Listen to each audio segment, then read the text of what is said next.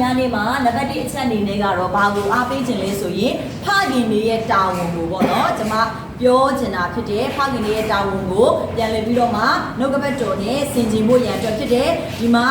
ဖခင်ဖြစ်တဲ့သူတွေလည်းရှိမယ်ဖခင်မဖြစ်သေးတဲ့သူတွေလည်းရှိမယ်မိခင်တွေလည်းရှိမယ်လူငယ်တွေလည်းရှိမယ်ဆိုတော့အဲ့ဒီထဲမှာမှကျမတို့အနေနဲ့ပေါ့နော်ဒီကနေ့ဖခင်တွေရဲ့တာဝန်တွေကိုသိပြီးတော့မှကျမတို့ဒီလေဒီအတိုင်းလိုက်ရှောင်နိုင်လို့သူများဖြစ်စေဖို့ရန်အတွက်ပေါ့နော်အားပေးချင်တာဖြစ်တယ်ဆိုတော့ဖခင်တွေရဲ့တာဝန်တွေအများကြီးရှိတဲ့အထဲမှာတဲ့နံပါတ်1ကပါလဲဆိုရင်တရားဟောရာကျမ်းအခန်းကြီး6ပါနော်ကျမတို့အတူတူကျမ်းစာလေးကိုလမ်းကြရအောင်တရားဟောရာကျမ်းအခန်းကြီး6မှာနှုတ်ကပတ်တော်ကဘာပြောထားလဲဆိုရင်တရားဟောရာအခန်းကြီး6နော်ကျမတို့ဖခင်တွေကျမတို့ကြည့်အောင်နော်အခန်းကြီး6တရားဟောရာကျမ်းအခန်းကြီး6အခန်းငယ်6နဲ့9မှာတဲ့နှုတ်ကပတ်တော်ကဘာပြောထားလဲနော်ကျမတို့ကျမ်းစာတွေ့ဖတ်ရအောင်6နဲ့9မှာယနေ့ငါမှာသားသောစကားကိုနှလုံးသွင်းရမည်ထိုစကားကိုသင်၏သားသမီးတို့အားကြိုးစား၍သွန်သင်ရမည်အိမ်၌ထိုင်လျက်နေသည်ဖြစ်စေခရီး၌သွားသည်ဖြစ်စေအိမ်လျက်ချလျက်ဖြစ်ရှိသည်ဖြစ်စေထိုစကားကိုပြောရမည်အာမင်ဆိုတော့ဒီနေ့ကျမတို့ဖခင်တွေရဲ့တာဝန်ကဘာလဲဆိုရင်တဲ့ဖခင်သခင်ရဲ့ပြည့်ညတ်တော်တွေကိုမိမိရဲ့နှလုံးသားထဲမှာထားယုံမကဘူးတဲ့ဖခင်တွေနော်အိမ်မှာနေတဲ့အချိန်မှာတော့လည်းကောင်းလမ်းမှာသွားတဲ့အချိန်မှာတော့လည်းကောင်းအိတ်ခါနေအချိန်မှာတော့လည်းကောင်းထနေတဲ့အချိန်မှာတော့လည်းကောင်းတဲ့နှုတ်ကပတ်တော်ကပြောချင်တာကဘာလဲဆိုတော့အမြဲတမ်းမလုပ်ရမလဲသားသမီးကိုဖျားနဲ့ပတ်သက်ပြီးတော့မှတုံတင်ဖို့ရန်ဘယ်သူမှတာဝန်ရှိရလဲမိခင်မှာပဲမဟုတ်ဘူးတဲ့ဖခင်မှာလည်းတာဝန်ရှိတယ်ဆိုပြီးတော့မှနော်နှုတ်ကပတ်တော်ကနေပြီးတော့မှပြောထားတာဖြစ်တယ်ပြီးတော့နောက်တစ်ချက်ကဘာဖြစ်မလဲသုတ်တန်ကျမ်းအခန်းကြီး20အငယ်6မှာလည်းပြောထားတယ်။ဘာပြောထားလဲဆိုရင်ကျမတို့အားလုံးသိပြီးသားကျမ်းစာနော်သုတ်တန်ကျမ်းအခန်းကြီး20အငယ်6မှာသူငယ်သွားရာလမ်းဝ၌မလုပ်ရမလဲသွန်သင်ရမယ်တို့ပြုလေတဲ့အဲ့ဒီကလေးကအသက်ကြီးလာတဲ့အခါမှာလည်းမလုပ်ရမလဲကျမတို့သွန်သင်တဲ့နှုတ်ကပတ်တော်လမ်းအတိုင်းပဲအသက်ရှင်မယ်တဲ့နှုတ်ကပတ်တော်ကပြောထားတယ်ဒါကြောင့်နံပါတ်1ကျမတို့ဖခင်တွေရဲ့တာဝန်ကဘာဖြစ်မယ်ထင်လဲ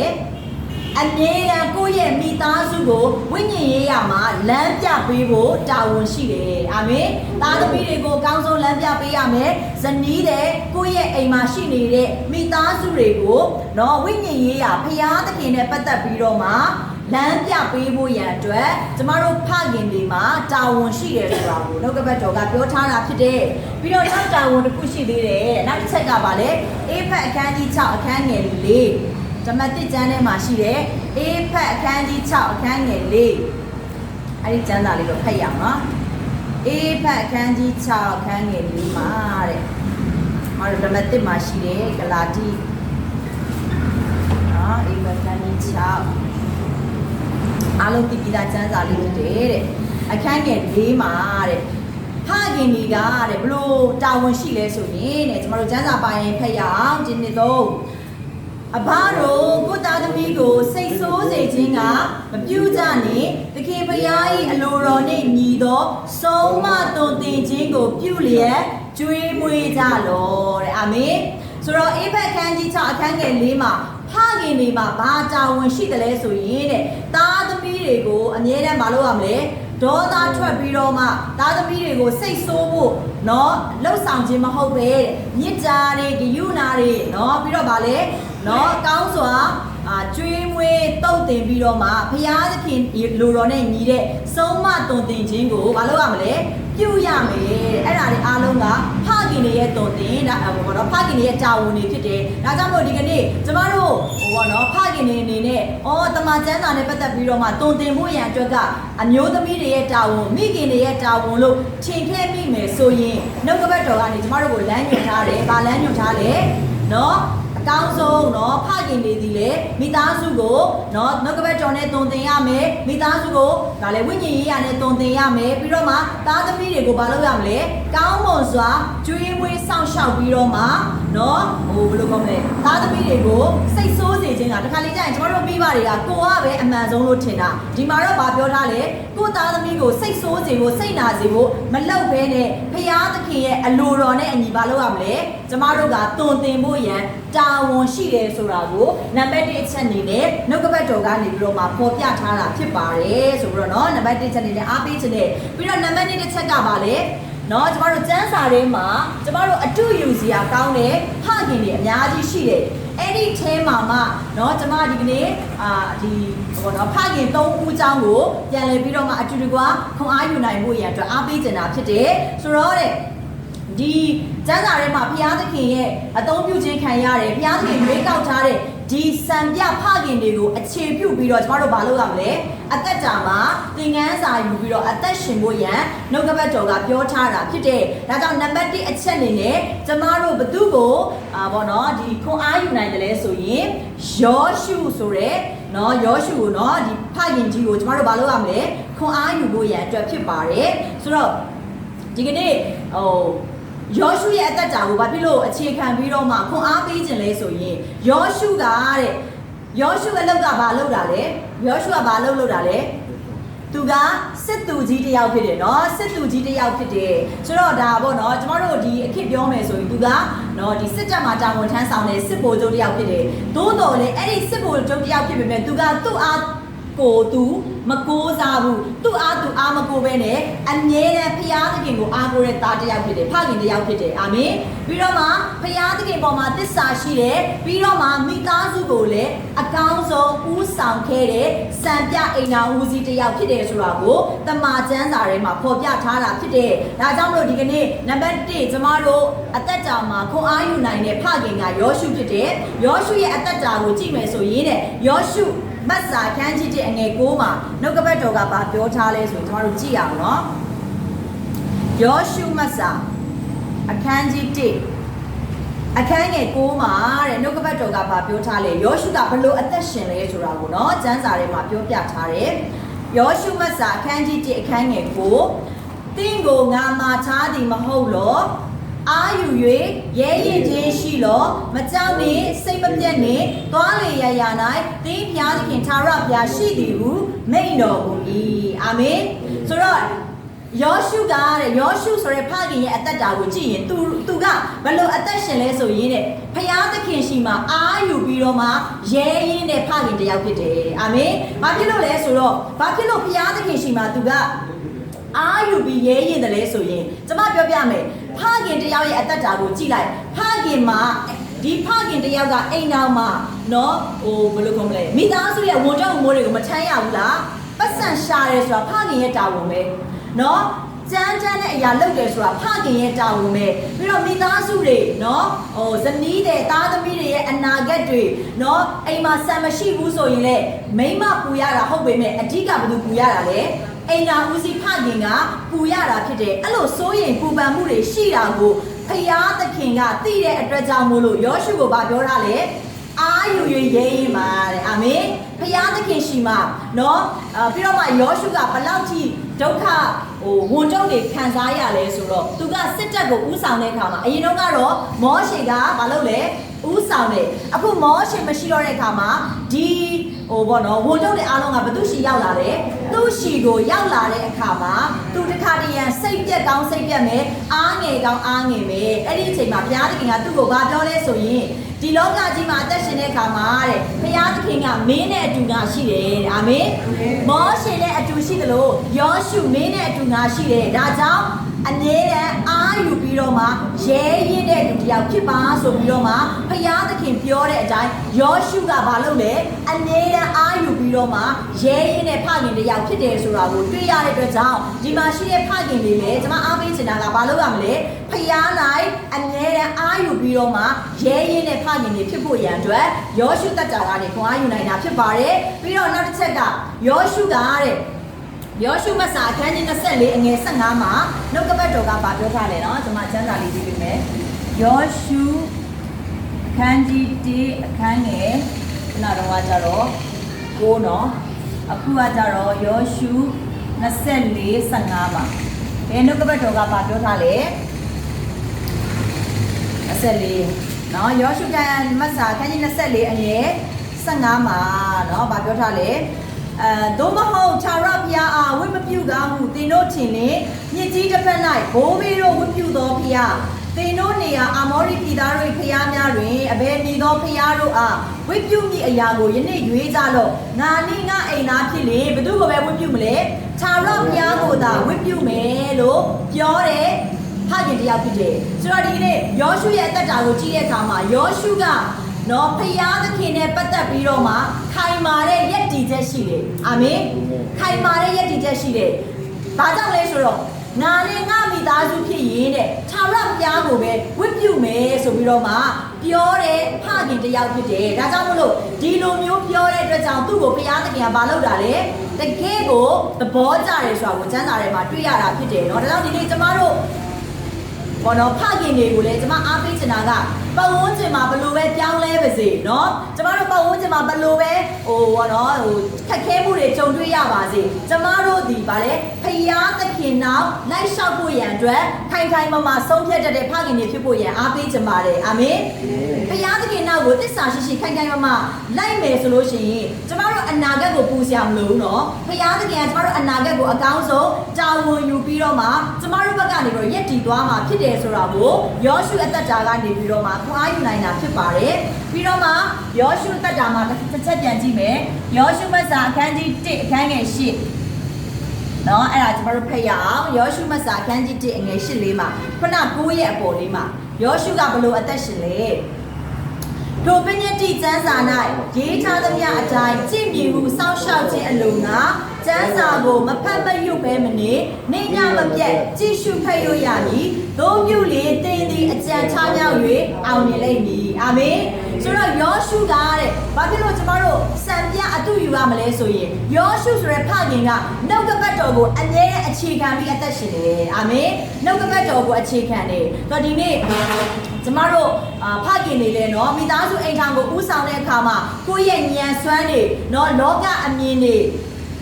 နဲ့အသက်ရှင်ခြင်းတဲ့ဖယားသခင်ရဲ့နှုတ်ကပတ်တော်ပေါ်မှာအခြေပြုပြီးတော့မလုပ်ရမလဲအသက်ရှင်ဖို့ရန်အတွက်လိုအပ်တာဖြစ်တယ်เนาะဒီကနေ့ဖခင်တွေသားသမီးတွေကိုဆုံးမတဲ့အခါမှာသားသမီးတွေကိုလမ်းပြတဲ့အခါမှာကျမတို့အပြင်ဘက်ကအရာတွေနဲ့ဆုံးမလို့မရဘူးเนาะဘာနဲ့ပဲဆုံးမတင်တယ်လေနှုတ်ကပတ်တော်ကျမ်းစာအတိုင်းဆုံးမဖို့ရန်လိုအပ်တယ်ပြီးသွားတဲ့အခါမှာเนาะဒီယောရှုမတ်စာအခန်းကြီး1ငယ်8မှာ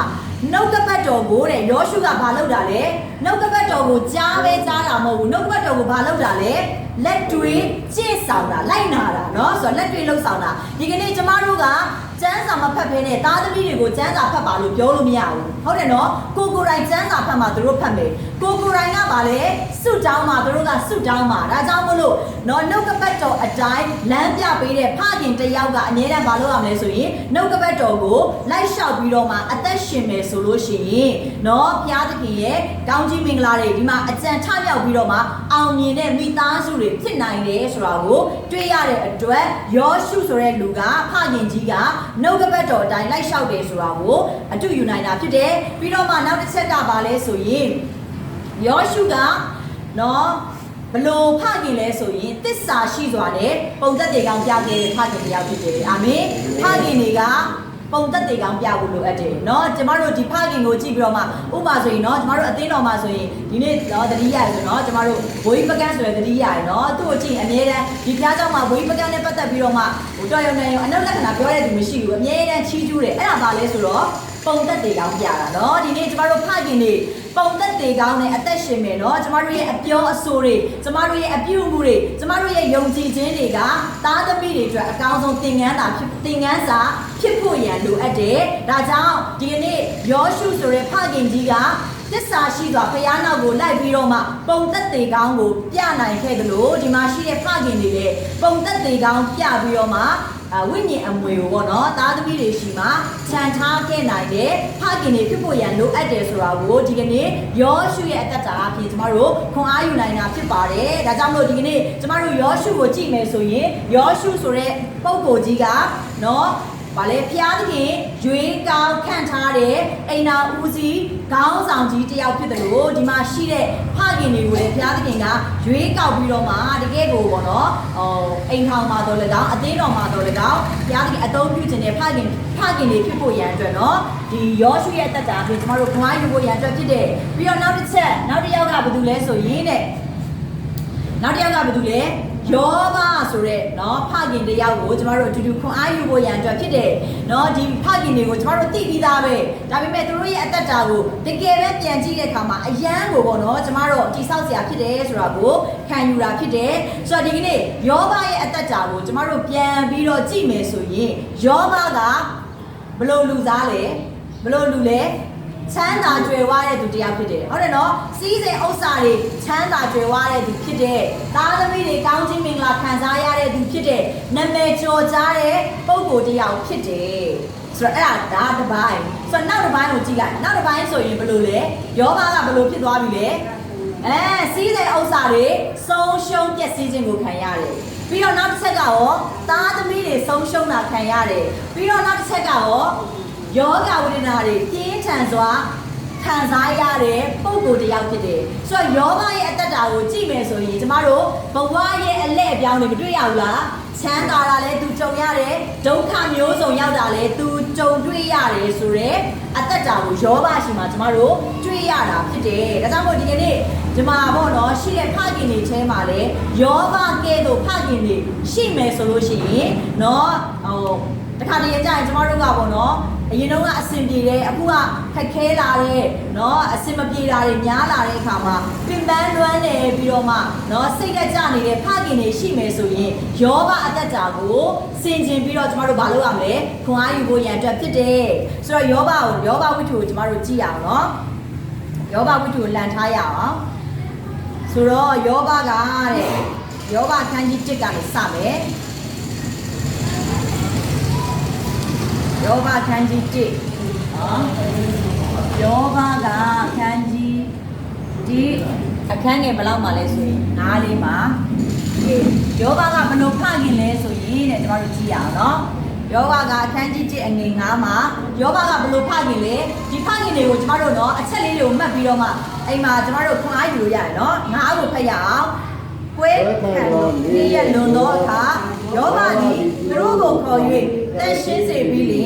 င်နဲ့ဆောဆောတောင်းသူတို့ရေအတွက်တိုင်းမိရှို့သောရေကိုပူဇော်လေးရှိအကြောင်းမူကားငါသားတို့သည်မာရီ၍စိတ်နှလုံးထဲ၌ဘုရားသခင်ကိုစွန့်ပယ်ကြပြီလောယောဘအောက်မေ့၏ထို့သောယောဘသည်အစဉ်ပြုမြဲရှိ၏အာမင်ဆိုတော့ယောဘရဲ့အတ္တတာကိုကြည့်ရင်တဲ့ယောဘကတဲ့မနဲ့စောစောထပြီးတော့မလုပ်လေသားသမီးတွေနော်တယောက်ရှိတယောက်နှစ်ယောက်ရှိတယောက်9ယောက်ရှိ9ယောက်အစဉ်အတွက်အရေးအတွက်တိုင်းမလုပ်လေဘုရားသခင်ကိုသားသမီးတွေအတွက်မြစ်ပူဇော်ပေးတယ်တဲ့။ဘာဖြစ်လို့လဲဆိုရင်တဲ့အဲ့ဒီသားသမီးတွေကတဲ့ဘုရားသခင်ကိုပြစ်မှားပြီးတော့စိတ်နှလုံးသားထဲမှာစော်ကားမှာစိုးရိမ်နေတဲ့အတွက်ကြောင့်မို့သူကဘာလုပ်လဲသားသမီးတွေကိုစားအမြဲတမ်းနော်စွတ်တောင်းပေးတဲ့ဖခင်တယောက်ဖြစ်တယ်အာမင်ယောဘကသားသမီးတွေကိုအတွက်နေ့တိုင်းစွတ်တောင်းပေးတဲ့ဖခင်ဖြစ်တယ်ဆိုတော့ဒီနေ့ကျမတို့ဒီလေနော်သားသမီးတွေအတွက်အမြဲတမ်းစွတ်တောင်းပေးတဲ့မိဖခင်တွေဖြစ်ဖို့ရန်လိုအပ်တယ်ဆိုတာကိုယောဘအသက်တာအပြင်တွေ့ရတယ်ယောဘကမိန်းမမဟုတ်ဘူးနော်ယောက်ျားဖြစ်တယ်နော်ဆိုတော့သူကဘာလုပ်လဲသူ့မိန်းမအကြောင်းဒီမှာမခေါ်ပြဘူးသားသမီးတွေကိုအမြဲတမ်းစွတ်တောင်းပေးနေတာယောဘဖြစ်တယ်ဆိုတာကိုတွေ့ရတယ်နေ့တိုင်းသားသမီးတွေပျော်ပါပြီးတော့မှနော်မူးရစ်ပြီးတော့မှနော်ဗာလေဘုရားသခင်ကိုမေ့သွားမှာဆိုလို့နေ့တိုင်းဘုရားသခင်နဲ့ဝေးသွားမှာဆိုလို့သူကသားသမီးတွေကိုစားအမြဲတမ်းစွတ်တောင်းလို့ဆောင်ပေးတယ်ဆိုတာကိုတွေ့ရတာဖြစ်တယ်ဒါကြောင့်မလို့ဒီကနေ့ကျမတို့ရဲ့စွတ်တောင်းခြင်းကကျမတို့ရဲ့နော်သားသမီးတွေအတွက်မြစ်တာပြပြီးလှုပ်ဆောင်တဲ့အရာကအချီးနှီးမဟုတ်ဘူးအာမင်ဘုရားသခင်ကကျမတို့ရဲ့စွတ်တောင်းခြင်းကိုနားညောင်းပြီးတော့မှကျမတို့သားသမီးတွေကိုကွယ်ကာပေးမှာဖြစ်တယ်အာမင်ကျမတို့သားသမီးတွေကိုဘုရားသခင်ကနော်ကောင်းချီးပေးမှာဖြစ်တယ်ကျမတို့သားသမီးတွေကိုဘုရားသခင်ကလမ်းပြပေးမှာဖြစ်တယ်ဆိုတာကိုယောဘအသက်တာအပြင်ကျမတို့ခွန်အားယူနိုင်တာဖြစ်တယ်ပြီးတော့မှတဲ့ယောဘအခန်းကြီး1အငယ်21မှာ1:21မှာเนาะကျွန်တော်တို့ကျမ်းစာပိုင်းဖတ်ရအောင်เนาะ1:21မှာ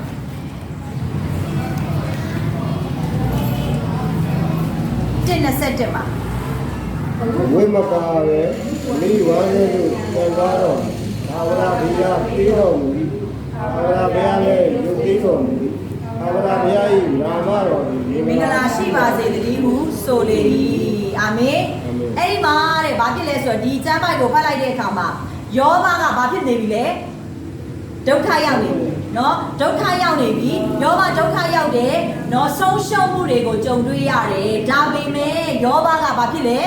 ဒီဆုံးရှုံးမှုတွေနော်အလောက်အကိုင်းတွေပျက်စီးသွားတယ်စီးပွားရေးတွေအစင်မပြေတော့ဘူးမိသားစုထဲမှာဝမ်းနည်းစရာတွေကြုံတွေ့လာပြီဆိုရင်ကျမတို့ဖခင်နေဆိုရင်ဘာလုပ်မလဲ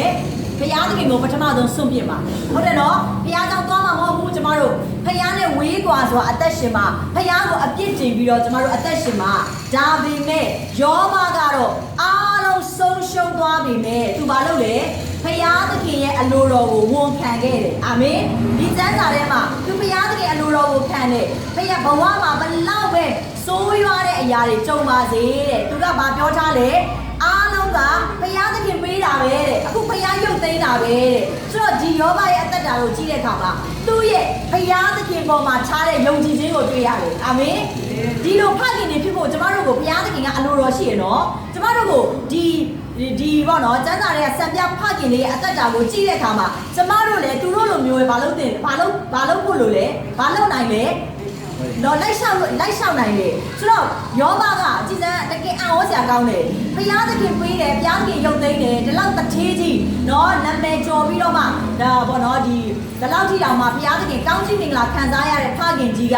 ဒီလိုမျိုးဒုက္ခတွေရောက်လာတဲ့အခါမှာဘုရားသခင်ပေါ်မှာယုံကြည်ခြင်းကိုလုံးဝလက်မလွတ်ဘူးဘုရားကိုစုပ်ကင်ထားတယ်အာမင်ဘုရားကိုစုပ်ကင်ပြီးတော့မှအသက်ရှင်တဲ့ဘုရားသခင်၌ကြံ့ကြံ့ခိုင်ပြီးတော့မှအသက်ရှင်တဲ့အရာဖြစ်တယ်ဒါကြောင့်ယောဘရဲ့ဖျားပေါ်မှာနော်ကြံ့ကြံ့ခိုင်ပြီးတော့မှဆွဲလိုက်တဲ့အရာကမိသားစုတွေအတွက်အကာအကွယ်ဖြစ်သွားတယ်အာမင်မိသားစုတွေအတွက်အကာအကွယ်ဖြစ်သွားတယ်ဒီယောဘအားဖြင့်မိသားစုတွေဆုံးရှုံးခြင်းကနေပြီးတော့ပြန်လဲ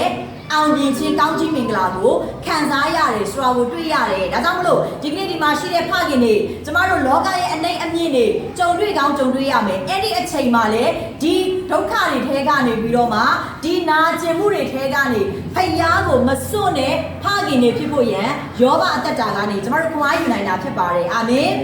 နော်ဆက်လက်ပြီးတော့မှယောဘအခန်းကြီး1အငယ်30ကိုကြည့်ရအောင်နော်ယောဘအခန်းကြီး1အငယ်30ငယ်30သူ့မိန်းမကိုပြောတဲ့စကားနော်ယောဘကလည်းအခန်းကြီး1အငယ်30မိန်းမမိုက်ပြောတဲ့တကယ်တော့တင်သည်ပြော၏အဘယ်သို့နည်းငါတို့သည်ဘုရားသခင်၏လက်တော်မှဒုက္ခချမ်းသာကိုခံယူသည်ဖြစ်၍ဒုက္ခဆင်းရဲကိုမခံမယူရသလောဟုဆို၏ယောဘသည်ဤအမှုများနှင့်တွေ့ကြုံတော်လဲနှုတ်ဖြစ်များမမား၍အာမင်ကဲဒီမှာယောဘမိန်းမရဲ့အသက်တာကိုကျမတို့တွေ့ရတယ်ကြည်စမ်းတော့တခါတလေကျမတို့အိမ်ထောင်မှာဘေးကျက်နံကျက်ဖြစ်လာတဲ့အချိန်မှာမိန်းမတွေကတခါလေဘာဖြစ်လဲစိတ်ပူတာအရန်စိုးရိမ်ပူပန်ပြီးတော့မှစိတ်ပြက်ပြီးတော့မှเนาะတခါလေကျမတို့လည်းအနုလက္ခဏာစကားတွေပြောတတ်တယ်เนาะယောဘရဲ့မိန်းမလိုပဲယောဘမိန်းမလည်းပြောတယ်အဲ့လိုအချိန်မှာတဲ့ယောဘကဘာဖြစ်လဲလုံးဝသူ့မိန်းမပြောတဲ့စကားကိုလက်မခံဘူးအာမင်ကျမတို့အိမ်ထောင်တွေမှာတော့မိန်းမပြောတဲ့စကားကိုယောက်ျားကလက်ခံတယ်နော်ဒီမှာကတော့ဖယားနဲ့ပတ်သက်ပြီးတော့မှယောဘမိန်းမပြောတဲ့အရာကမှားရင်းတယ်ဆိုတာကိုသူ့ယောက်ျားသိတဲ့အခါယောဘကလက်ခံလားလုံးဝလက်မခံဘူးဘာပြောလဲ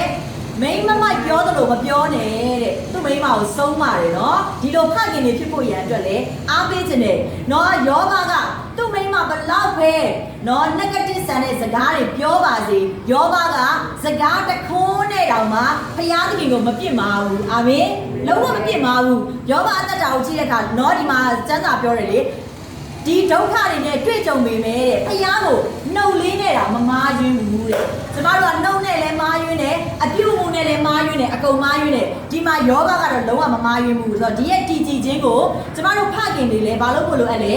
ဒီအတိုင်းလိုက်လျှောက်အသက်ရှင်ဖို့ရန်အတွက်အားပေးချင်တာဖြစ်တယ်ဆိုတော့ဒီကနေ့เนาะကျမတို့ မိသားစုအိမ်ထောင်ကိုဥဆောင်တဲ့ဖခင်တွေအနေနဲ့တခါလေကြာရင်ပတ်ဝန်းကျင်ကနေပြီးတော့စမ်းသပ်တဲ့အရာတွေနော်ဖိအားတွေကြုံရတဲ့အခါမှာတဲ့ယောဘလိုပဲစိတ်နဲ့မကြပဲမလုပ်ရမလဲယုံကြည်ခြင်းကိုနော်ခိုင်ခန့်စွာယက်ကြည်နိုင်သောဖခင်တွေဖြစ်ဖို့ရန်ယောဘအသက်တာကနေကျမတို့ခွန်အားယူနိုင်တာဖြစ်ပါတယ်ပြီးတော့ယောဘ40နှစ်နော်40နှစ်အခန်းငယ်30မှာ30စနစ်မှာနော်ဆိုတော့ကျမတို့ကြည့်ရအောင်ယောဘအခန်းကြီး24နောက်ဆုံးကျမ်းတာနော်30ကိုအရင်ဖတ်ရအောင်နော်ယောဘသည်အဆွေခင်မွန်းတို့အဖို့ဆွတောင်းပြီးမှသူခံရသောဒုက္ခအကြောင်းကိုခြာရဘုရားသည်ပယ်ရှင်း၍အရင်ထက်နှစ်ဆသောဥစ္စာကိုပေးတော်မူ၏စနစ်ထို့သောခြာရဘုရားသည်ယောဘ၏ရှေ့ဖြစ်ဟန်ကိုကောင်းကြီးပေးတော်မူသည်ထက်နောက်ဖြစ်ဟန်ကိုတာ၍ကောင်းကြီးပေးတော်မူသဖြင့်တဲ့ရပြီနော်ဆိုတော့နောက်ဆုံးယောဘရဲ့အသက်တာကနေပြီးတော့ကျမတို့ဆင်ခြင်နိုင်ဖို့ရန်ပါရှိလဲဆိုရင်တဲ့ဒီလောက်ထိနော်ဒုက္ခတွေအများကြီးရောက်ပြီးတော့မှနော်အများကြီးပြဿနာတွေနော်ဝမ်းနည်းစရာတွေကြုံတွေ့ရတဲ့ယောဘကတဲ့သူ့ရဲ့ဇလန်းကိုအဆုံးသတ်လိုက်တဲ့အခါမှာသူ့ရဲ့ဇလန်းကဝမ်းနည်းစရာနဲ့မပြီးဆုံးသွားဘူးတဲ့အာမင်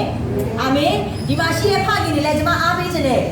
ဘဝမှာအခုချိန်မှာကျမတို့ပြဿနာတွေနော်ခက်ခဲမှုတွေအများကြီးကြုံတွေ့နေတယ်ဆိုရင်အဲ့ဒါကဘာလဲဆိုတော့စမ်းသပ်မှုနော်စမ်းသပ်ခံရတာဖြစ်တယ်စမ်းသပ်ခံရပြီးလို့ရှိရင်ကောင်းကြီးမင်္ဂလာဘယ်နှစခံစားရမှာလဲကောင်းကြီးမင်္ဂလာဘယ်နှစခံစားရမှာလဲဒီမှာတော့အရင်ချက်နှစ်ဆသောကောင်းကြီးကိုခံစားရတယ်အာမင်နှစ်ဆပြီးမှာဘုရားခင်ကဒါကြောင့်ဒီကနေ့ကျမတို့ရဲ့အသက်တာမှာဘုရားသခင်ပေါ်မှာတကယ်ပဲသစ္စာရှိစွာနဲ့အသက်ရှင်မယ်ဆိုရင်ဘုရားသခင်ကကျမတို့မှာအရင်တော့ကကောင်းကြီးပေးတာချက်နှစ်ဆတော့ကောင်းကြီးကိုဘာလို့မလဲပြန်လဲဖြည့်ဆည်းပေးမှာဖြစ်တယ်ဆိုတာကိုဒီမှာရှိတဲ့ဖခင်တွေကိုအားပေးချင်တာဖြစ်တယ်ဒါကြောင့်မလို့အခုကြုံတွေ့နေရတဲ့ဖခင်တွေမိခင်တွေအိမ်ထောင်မိသားစုတွေမှာကြုံတွေ့နေရတဲ့ခက်ခဲမှုတွေပင်ပန်းဆင်းရဲမှုတွေကနော်ပြဿနာတွေကအဆုံးမရောက်သေးဘူးအာမင်အဆုံးမဟုတ်သေးဘူးနော်ဒီကနေ့ကျမတို့ရဲ့မျက်ရည်နဲ့ပေးဆက်တဲ့အရာတွေမျက်ရည်နဲ့ဖခင်ကိုအားကိုးတဲ့အရာတွေမျက်ရည်နဲ့ဖခင်သခင်ရှိကိုတိုးဝင်တဲ့အရာတွေကိုသီးခံပြီးတော့မှတိုးဝင်မယ်ဆိုရင်အဆုံးမှာဘုရားသခင်ရဲ့ကောင်းကြီးမင်္ဂလာအများကြီးကိုခံစားရမှာဖြစ်တယ်အာမင်ဒါကြောင့်ဒီကနေ့ကျမတို့ယောဘကဲ့သို့နော်အမြဲတမ်းအသက်ရှင်နေဖခင်တွေဖြစ်ဖို့ရန်လိုအပ်တယ်ဆိုတာကိုယောဘအသက်တာကနေအားပေးချင်ပါတယ်နောက်တစ်ယောက်ယောသက်ဒီမှာယောသက်ကတော့အများကြီးရှိတဲ့မှာကျွန်မကတော့ယေရှုခရစ်တော်ရဲ့ဖခင်ယောသက်အကြောင်းကိုပြောချင်ပါတယ်နော်ဖခင်နော်ယေရှုခရစ်တော်ရဲ့ဖခင်ယောသက်အကြောင်းကိုကျွန်မတို့ကျမ်းစာထဲမှာအများကြီးမပေါ်ပြတာဘူးဟုတ်တယ်နော်ဘာဖြစ်လို့လဲသိလားဘာဖြစ်လို့လဲဆိုရင်အဲ့ဒီယောသက်ကချီပေါ်ပြီးတော့မှအသက်ရှင်တာမဟုတ်ဘူးအမြဲတမ်းမိသားစုကျွမ်းနောက်ွယ်ကနေဘာလုပ်တာလဲတိတ်တိတ်လေးပေးဆက်တဲ့ခဲ့တဲ့သူဖြစ်တယ်နောက်ွယ်ကနေပြီးတော့မှမိသားစုကိုအကောင်းဆုံးလှုပ်ဆောင်ခဲ့တဲ့ဖခင်တစ်ယောက်ဖြစ်တယ်ဆိုတာကိုကျမ်းစာထဲမှာတွေ့ရတာဖြစ်တယ်ဆိုတော့နော်ယေရှုခရစ်တော်ရဲ့ဖခင်ယောသက်ကလူမသိသူမသိအနစ်နာခံပြီးတော့မှမိသားစုကိုပြုစုကျွေးမွေးခဲ့တဲ့ဖခင်တစ်ယောက်ဖြစ်တယ်နော်ဆိုတော့ဒီကနေ့ကျမတို့မိသားစုထဲမှာဖခင်တွေရှိတဲ့အထဲမှာလေတချို့သောဖခင်တွေကပါလေလူမသိသူမသိနဲ့နော်အရှိကနေပြီးတော့မှမိန်းမတွေကသွားတယ်လာတယ်ဖျားအတွက်လှုပ်ဆောင်တယ်အနောက်ကဖခင်တွေကလူမသိသူမသိနဲ့အနစ်နာခံပြီးတော့လှုပ်ဆောင်ပေးနေတဲ့ဖခင်တွေလည်းရှိရနော်အဲ့ဒါကယေရှုခရစ်တော်ရဲ့ဖခင်ယောသက်ကဲ့သို့ဖခင်တရားဖြစ်တယ်ဆိုတာကိုအားပေးခြင်းနဲ့ဆိုတော့မဿဲခန်းကြီး1အငယ်19မှာမဿဲခန်းကြီး1အငယ်19မှာရှင်မဿဲခရစ်ဝင်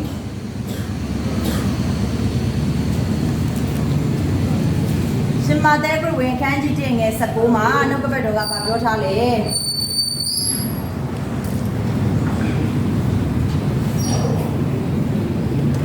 ဒီနှစ်သုံးသူ၏ခင်မွန်ယောသက်သည်သူတော်ကောင်းဖြစ်၍မာရိအသရေကိုမပြတ်စေခြင်းသောကြောင့်တိတ်ဆိတ်စွာစွန့်ပယ်မိဟုအကြံရှိ၏တဲ့ကဲ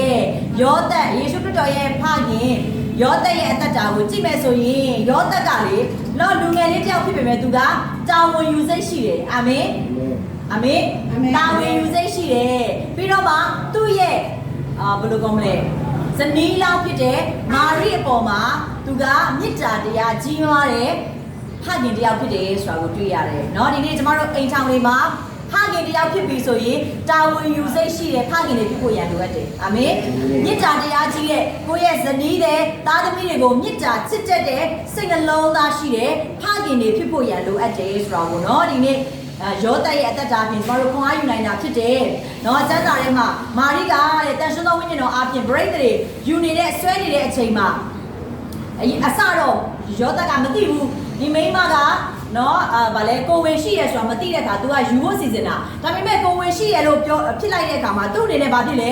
အမျိုးမျိုးတော့တွေးတယ်ရှောင်ကျင်တယ်ဒါပေမဲ့ဖယားသခင်ကသူ့ကိုစကားပြောတဲ့အခါမှာ तू ဗာဖြစ်လဲအကောင်းဆုံးလှုပ်ဆောင်ပေးခဲ့တယ်ဖခင်တယောက်ဖြစ်တယ်ဆိုတာကိုเนาะဒီကနေ့တွေ့ရတာဖြစ်တယ်ဒါကြောင့်မို့ဒီကနေ့ကျမတို့ရဲ့လောကမှာပေါ့เนาะနေကြတဲ့ဖခင်တွေကလည်းတခါတလေကြရင်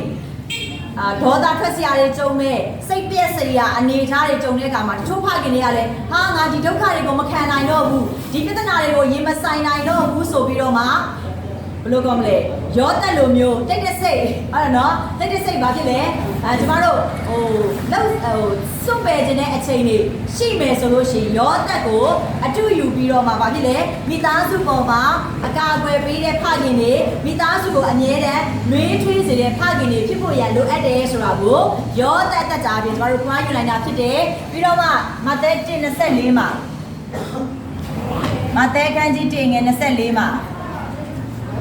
နှုတ်ကပတ်တော်ကဘာပြောထားလဲဆိုတော့ဆက်ဖတ်ကြအောင်နော်ယောသတ်သည်အိပ်ပျော်ရာမှနိုးလင်ထာဝရဘုရား၏ကောင်းကင်တမန်မှာထားသည့်အတိုင်းပြု၍မိမိခင်မုန်းကိုထိမ့်သိမ့်လေ၏တဲ့သူခုနကတော့သူဘာဖြစ်လဲအိပ်တဲ့အချိန်မှာသူစဉ်းစားတဲ့အရာတွေနော်ကောင်းကင်တမန်ပြောတဲ့အရာတွေသူကြားတယ်တဲ့အဲ့ဒါသူကြားပြီးတော့မှကောင်းကင်တမန်ပြောတဲ့စကားကိုကြားပြီးတော့အခုချက်ချင်းဘာလုပ်လဲချက်ချင်းပဲသူဘာလို့လဲ24မှာဘာပြောထားလဲကောင်းကင်တမန်မှာထားသည့်အတိုင်းပြုတယ်အာမင်ဆိုတော့ယောသက်ကနာခံတတ်တဲ့စိတ်သဘောထားရှိတယ်အာမင်ဖခင်သခင်စကားကိုနားထောင်တတ်တဲ့ဖခင်တရားဖြစ်တယ်ဆိုတော့ဒီနေ့ယောသက်ကကောင်းကင်တမန်ပြောတဲ့စကားကိုကြားတဲ့အခါမှာစင်ကြေလည်းမပေးဘူးဇဝေဇဝါလည်းမဖြစ်ဘူးငါလုပ်ရင်ကောင်းမလားမလုပ်ရင်ကောင်းမလားဆိုတဲ့အတွေးလည်းမရှိဘူးသူဘာလုပ်လဲချက်ချင်းပဲနော်ကောင်းကင်တမန်ပြောတဲ့စကားကိုလှုပ်ဆောင်တယ်လို့ပဲဒီမှာရှိတဲ့မိသားစုတွေကိုဥဆောင်နေတဲ့ဖခင်တွေကိုလည်းကျွန်မအားပေးချင်တာကနော်ဖျားသခင်ရဲ့လမ်းပြမှုတွေနော်ဖျားသခင်ပြောတဲ့စကားတွေကိုကြားတဲ့အခါမှာဖခင်တွေဒီနာခံတတ်တဲ့ဖခင်တွေဖြစ်ဖို့ရန်လိုအပ်ပါတယ်အာမင်နားထောင်ဖျားစကားကိုနားထောင်တတ်တဲ့ဖခင်တွေဖြစ်ဖို့ရန်လိုအပ်တယ်နော်ပြီးတော့မှဒီယောသက်ကလေကျွန်မဟိုမှာရှိသေးတယ်အခန်းကြီး1အငယ်14ကိုကြည့်မယ်ဆိုရင်အဲ့ဒီမှာဘာပြောထားလဲဆိုရင်ကောင်းကင်တမန်ကယေရှုခရစ်တော်ကိုနော်ဟေရုဒ်ကတတ်ဖို့ရန်လာတဲ့အခါမှာကောင်းကင်တမန်ကယောသက်ကိုတစ်ခါစကားပြောတယ်ယောသက်ထဘာလုပ်လဲထွက်ပြေးပါဆိုပြောတဲ့အခါ तू ဘာလုပ်လဲထွက်ပြေးသေးရဲ့နော်ဆိုတော့ချက်ချင်း तू ကဘုရားသခင်နဲ့ပတ်သက်တဲ့စကားမှန်သမျှကိုယောသက်ကနားထောင်တဲ့သဘောတရားရှိတယ်နော်တကယ်လို့သာဘုရားသခင်ပြောတဲ့စကားကိုသာ तू နားမထောင်မိဘူးဆိုရင်သူတို့မိသားစုအကောင်လုံးအသက်ခံရမှာယေရှုခရစ်တော်လည်းအသက်ခံရမယ်ယောသက်ကမာရိကိုအသက်ခံရမယ်နော်ဆိုတော့သူကလေဘောနော်ဟိုဒီဖခင်ဖြစ်တဲ့ယောသက်က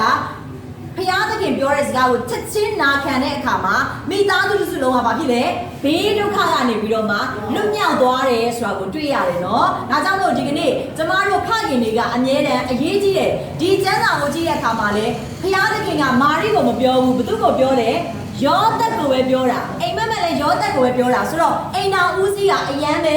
နော်မိသားစုတွေမှာအရေးကြီးတယ်ဒါကြောင့်မလို့ဖခင်တွေရဲ့လှုပ်ဆောင်မှုကကျမတို့မိသားစုတွေအတွက်အကာအကွယ်ဖြစ်တယ်နော်မိသားစုတွေကိုနော်လုံခြုံစေတာဖြစ်တယ်ဆိုတာကိုယောသက်အသက်တာကနေပြီးတော့ကျမတို့ခွန်အားယူနိုင်တာဖြစ်ပါတယ်နော်ပြောပြချင်တယ်ပြီးတော့မှနောက်ဆုံးယောသက်ရှိကနေပြီးတော့ကျမတို့ခွန်အားယူနိုင်တာကပါလဲဆိုတော့ယောသက်ကနောက်ွယ်ကနေပြီးတော့မှအမြဲတမ်းမလုပ်တာလေအတန်တိတ်ပြီးတော့မှပေးဆက်ခဲ့တဲ့ဖခင်တယောက်ဖြစ်တယ်ကျမခုနကတော့ပြောတယ်လေနော်ကျမ်းစာထဲမှာယောသက်နဲ့ပတ်သက်ပြီးတော့မှနော်ဒီမှတ်တမ်းတင်ထားတာတိတ်ပြီးတော့မရှိဘူးနော်ဆိုတော့ဒါပေမဲ့လေသူ့ရဲ့ဟိုဘယ်လိုကောမလဲဟိုရုံးကန်တဲ့အရာတွေမိသားစုကိုနော်ကာကွယ်ပြီးတော့မှအီဂျစ်ပြည်နော်အေဂိုဒိုပြည်ထိပို့ဆောင်ခဲ့တဲ့အရာတွေလက်သမားအလုံးနဲ့မိသားစုကိုဘာလုပ်လဲကျွေးမွေးတဲ့အရာတွေကိုကျမတို့မသိဘူးလားသိတယ်လေယေရှုခရစ်တော်ရဲ့အသက်တာကိုကြည့်ပြီးတော့မှအိုးသူကလက်သမားဗာလဲ လက်သမားရဲ့သားလို့ပြောတဲ့အတွက်ကြောင့်မို့လို့သူ့ဖခင်ဖြစ်တဲ့ယောသက်ကဘာလုပ်လဲလက်သမားအလုံးနဲ့မိသားစုကိုအကောင်းဆုံးရှာဖွေကျွေးမွေးတဲ့ဖခင်တစ်ယောက်ဖြစ်တယ်ဆိုတာကိုကျမတို့တွေ့ရတဲ့အတွက်ကြောင့်မို့လို့ဒီကနေ့ကျမတို့ပတ်ဝန်းကျင်မှာရှိတဲ့ဖခင်တွေလည်းနော်လူမမြင်သူမမြင်နော်ကျမတို့မိသားစုတွေကိုကျွေးမွေးတယ်မိသားစုကိုအကောင်းဆုံးလှုပ်ဆောင်ပေးတဲ့အနစ်နာခံပေးတဲ့ဖခင်တွေနော်သူတို့ကအနောက်ဘက်ကနေပြီးတော့မှလှုပ်ဆောင်တဲ့ဖခင်တွေရှိပါတယ်အများကြီးရှိပါတယ်ဒီဖခင်တွေရဲ့ပေးဆက်မှုတွေကိုလူတွေကမမြင်ပေမဲ့ဘယ်သူမြင်လဲဘုရားသခင်မြင်တယ်အာမင်ဘုရားသခင်မြင်ပြီးတော့မှအဲ့ဒီဖခင်တွေကိုကျမတို့အနေနဲ့အမြဲတမ်းကောင်းချီးပေးရမယ်ဒီဖခင်တွေကိုကျမတို့ဘာလုပ်ရမလဲအမြဲတမ်းအတိမတ်ပြုပေးရမယ်ငါတို့အဖေကြောင့်ငါတို့အဖေကငါတို့ကိုကျွေးမွေးစောင့်ရှောက်ခဲ့လို့ငါတို့အဖေကငါတို့အတွက်အနစ်နာခံပေးလို့စသဖြင့်ဘာလုပ်ရမလဲအမြဲတမ်းဖခင်ရဲ့မြစ်တာကိုအတိမတ်ပြုပြီးတော့မှလှုပ်ဆောင်ဖို့ရန်လိုအပ်တယ်ဆိုတာကိုเนาะပြောချင်တာဖြစ်တယ်ပြီးတော့မှယောသက်ဆိုတဲ့เนาะဒီယေရှုခရစ်တော်ရဲ့ဖခင်ကဘလို့အသက်ရှင်ခဲ့လဲဆိုရင်သူ့မှာရှိတဲ့ပေါ့နော်ကောင်းမွန်တဲ့အရာတွေကိုသားသမီးတွေကိုလက်ဆင့်ကမ်းပေးခဲ့တယ်အာမင်လက်ဆင့်ကမ်းပေးခဲ့တယ်ဒီမှာဆိုရင်ကျွန်မခုနပြောတယ်ယေရှုခရစ်တော်ကိုပြောတယ်သူကလက်သမားသားမဟုတ်ဘူးလားလို့ပြောတယ်ဆိုတော့ယေရှုခရစ်တော်လည်းဘာလုပ်တာလဲလက်သမားလုပ်တယ်လေဆိုတော့သူ့အဖေရဲ့အမွေကိုသူကလည်းလက်ဆင့်ကမ်းတယ်ဆိုတာကိုတွေ့ရတယ်ဒါကြောင့်မလို့ဒီကနေ့ကျမတို့ဖခင်တွေလည်းသားသမီးတွေကိုเนาะဘာလုပ်ရမလဲအမြဲတမ်းလက်ဆင့်ကမ်းနိုင်တဲ့အမွေပေါ့เนาะပြီးနိုင်တဲ့လူတွေဖြစ်ဖို့ရန်အတွက်လိုအပ်တယ်ကျမတို့ရဲ့ဖခင်တွေရဲ့အကြီးမားဆုံးအမွေကသားသမီးတွေကိုဘာလုပ်ရမလဲယေရှုခရစ်တော်ကအလုပ်ကြိုးစားတယ်ဟုတ်တယ်နော်အဲ့ဒါဘယ်သူနဲ့တူတာလဲသူ့ရဲ့အဖေနဲ့တူတာရိုးသားဖြောင့်မတ်တယ်ဘယ်သူနဲ့တူတာလဲသူ့ရဲ့အဖေနဲ့တူတာပေါ့ပြီးတော့မှဖခင်ကိုယိုသေးတဲ့သူဖြစ်တယ်ဘယ်သူနဲ့တူတာလဲလောကမှာနေတဲ့သူနဲ့အတူတူနေတဲ့ဖခင်ယောသက်ရှိကနေပြီးတော့မှရရှိတဲ့အမွေဖြစ်တယ်ဆိုတာကိုတွေ့ရတယ်လို့ဒီကနေ့ဒီမှာလာရောက်ကြတဲ့ဖခင်တွေလည်းသားသမီးတွေရဲ့ဘဝမှာအကောင်းဆုံးเนาะ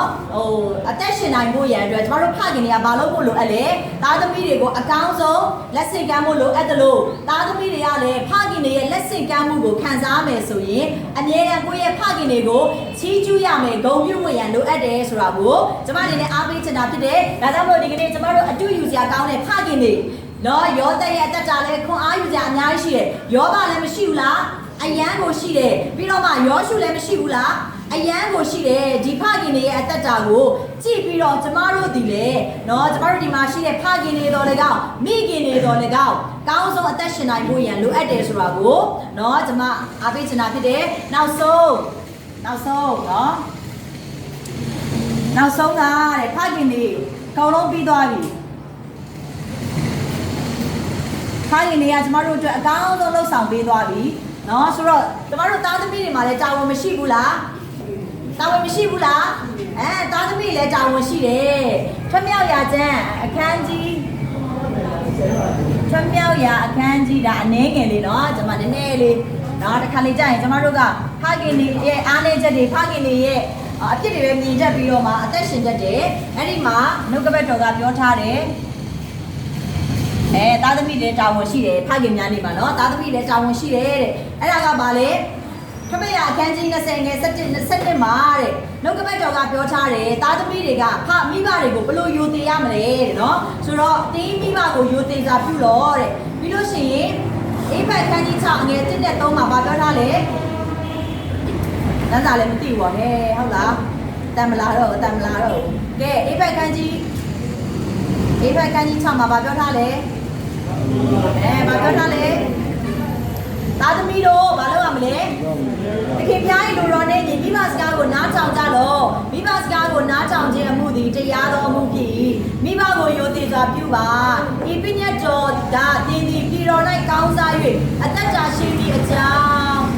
မကြည့်တော်နဲ့ဆိုင်သောပထမပညတ်ဖြစ်၏တဲ့ကဲသားသမီးတွေရဲ့တာဝန်ရှိတယ်သားသမီးတွေကမိဘကိုယိုသေးရမယ်ဒီလောက်ထိကောင်းတဲ့မိဘတွေယိုသေးရမယ်ပြီးလို့ရှိရင်တဲ့မိဖျက်ဟောလဲမိဘစကားကိုနားထောင်ရမယ်တဲ့မိဘစကားကိုနားထောင်မယ်ဆိုရင်ဘာရမယ်လို့ပြောထားလဲမြေကြီးပေါ်မှာအသက်ရှင်ပြီးတော့မှကောင်းစားတဲ့ကောင်းကြီးမင်္ဂလာကိုခံစားရမယ်ဆိုတာကိုတွေ့ရတာဖြစ်တယ်ဒါကြောင့်မို့ဒီကနေ့ကျမတို့ဖခင်တွေမိခင်တွေကလည်းအိမ်ထောင်မှာအကောင်းဆုံးစူးစမ်းပြီးတော့အသက်ရှင်နေတယ်လို့သားသမီးတွေကလည်းဘာလို့မလို့အလဲအကောင်းဆုံးမိဘပေါ်မှာယိုသေးပြီး တော့မှမိဘကိုချစ်ပြီးတော့မြစ်တာပြပြီးတော့အသက်ရှင်မယ်ဆိုရင်ကျမတို့ခရိယန်အိမ်ထောင်တွေကတပားသူရဲ့ရှေ့မှာဘာဖြစ်မလဲအယံပဲမွေးကြိုင်တော့နော်အသက်တာတွေမွေးကြိုင်တော့အနံ့တွေအလင်းတွေစားတွေဖြစ်နိုင်မှာဖြစ်တယ်အာမင်ဒါကြောင့်မို့ဒီကနေ့ဖခင်များနေ့မှာကျမတို့ချစ်ရတဲ့နော်ဖခင်တွေလည်းတာဝန်ရှိတယ်နော်ပြီးတော့ဖမိခင်တွေလည်းတာဝန်ရှိတယ်သားသမီးတွေလည်းတာဝန်ရှိပါတယ်အိမ်ထောင်မှာအိမ်ထောင်တွေတာယာဖို့အိမ်ထောင်တွေအကောင်းဆုံးဖြစ်ဖို့ရန်အတွက်သုံးဦးသုံးဖလဲတာဝန်ရှိတယ်မိဘပဲတာဝန်ရှိတာမဟုတ်ဘူးအဖေပဲတာဝန်ရှိတာမဟုတ်အမေပဲတာဝန်ရှိတာမဟုတ်ဘူးသားသမီးလည်းတာဝန်ရှိတာဖြစ်တယ်ဒါကြောင့်မလို့ဒီကနေ့ကျမတို့ခရိယန်အိမ်ထောင်တွေဒီနော်ဘုရားသခင်ကိုပထမဦးစားပေးပြီးတော့မှနော်အကောင်းဆုံးတာဝန်ကျေပြွန်စွာအသက်ရှင်မယ်ဆိုရင်ကျမတို့အိမ်ထောင်တွေမှာကောင်းချီးမင်္ဂလာအများကြီးခံစားရမယ်ဆိုတာကိုဒီနှုတ်ကပတ်တော်လေးအပြင်ရောက်ဆိုင်ကိုနည်းငယ်အားပေးကြပါတယ်ဘုရားရှင်ကောင်းချီးပေးပါစေအာမင်အားလုံးလက်ခုပ်တီးလက်ပြောက်ချီးမွမ်းကြရအောင်ဒီကနေ့မတ်တည့်ရပြီးတော့မှဒီကနေ့ကြားရတဲ့နှုတ်ကပတ်တော်အတွက်ကျေးဇူးတော်ချီးမွမ်းရအောင်เนาะအားလုံးတူတူကမတ်တည့်ရပြီးတော့ချီးမွမ်းရအောင်နှုတ်ကပတ်တော်ကိုပြင်ဆင်ပေးလို့ကျမတို့ချီးမွမ်းမယ်ခုနကတော့ကျမပြောသွားတဲ့ဒီဖခင်နေနဲ့ပတ်သက်ပြီးတော့မှကြားရတဲ့အရာတွေကိုကျမတို့ကြားတာလည်းဖြစ်မယ်မကြားဘူးဆိုရင်ဒီကျမ်းစာလေးတွေကိုဓာတ်ပုံရိုက်ပြီးတော့ကျမတို့ယူသွားပြီးတော့အိမ်မှာဖတ်ပါပြီးတဲ့အခါမှာကျမတို့ဒီအရာအတိုင်းအသက်ရှင်မယ်ဆိုရင်ကျမတို့ရဲ့အိမ်ထောင်တွေကကောင်းချီးဖြစ်မယ်ဆိုတာကိုတူတူကချီးမွမ်းပြီးတော့မှစက္ကပ်ပြီးတော့အဆုံးပါเนาะအန်ဒီဝေကတော့စက္ကပ်အဆုံးသတ်မှာဖြစ်ပါတယ်ချီးမွမ်းကြရအောင်ဟာလေလုယာကောင်းမြတ်သောဖခင်ဒီကနေ့အတွက်ကိုကျေးဇူးတင်ပါတယ်ဖခင်တခင်ကောင်းမြတ်သောကြောင့်ချီးမွမ်းပါတယ်ဒီကနေ့ဖခင်များနေ့မှာ